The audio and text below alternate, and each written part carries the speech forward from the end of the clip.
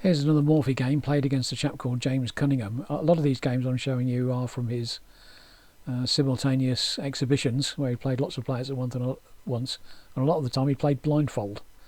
So I think this is from his blindfold simultaneous display games.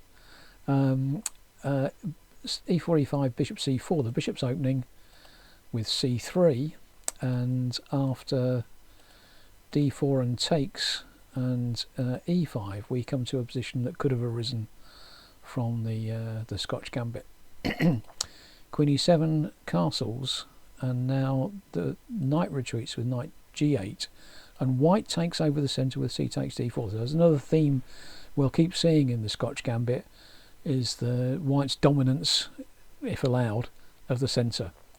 And black retreats to B6, and now D5. That poor knight's got nowhere very interesting to go. Black hits back with queen to C5, hitting the bishop. White just simply continues developing with knight A3, knight to D4, bishop to E3, making a little bit of eyes at the queen. Knight takes F3 check, escaping the pin, while white takes back with the queen, and now queen to F8. That's a bit of a sorry square for the queen. White takes on B6 and plays knight B5, using the extra activity of the white pieces while all the black pieces are queued up on the back rank, still in bed. King to D8 to hang on to that pawn, rook on A to C1, having a think about that pawn again. D6, and white opens up some lines, takes and takes, and queen E3 to look at the B pawn with check.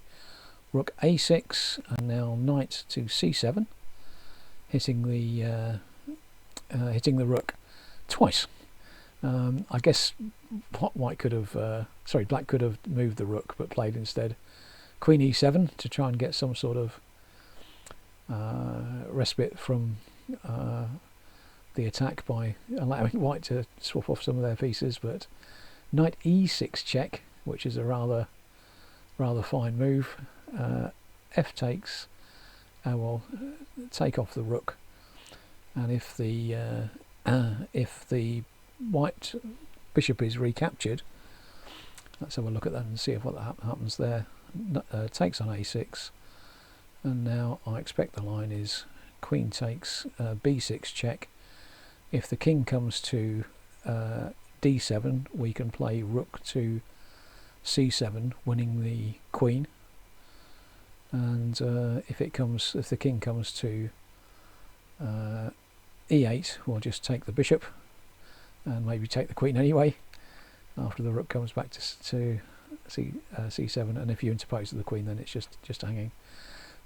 So black didn't dare take the rook and played instead bishop to D7, bishop to B5 with similar ideas. After capturing on B5, white will take on B6 with check. King E8, D takes E6, and we daren't take the pawn with the bishop, because can't take the pawn with the bishop because that's check. We daren't take it with the queen, because if the queen takes, and the bishop can't recapture because it's pinned. Knight to F6, and white continues with rook to C8 check, which wins the house. The computer at the top there says it's mate in 10. I can't see it, but I can see that white's absolutely crushing here. And another terrific game from Paul Morphy in a Scotch Gambit style game.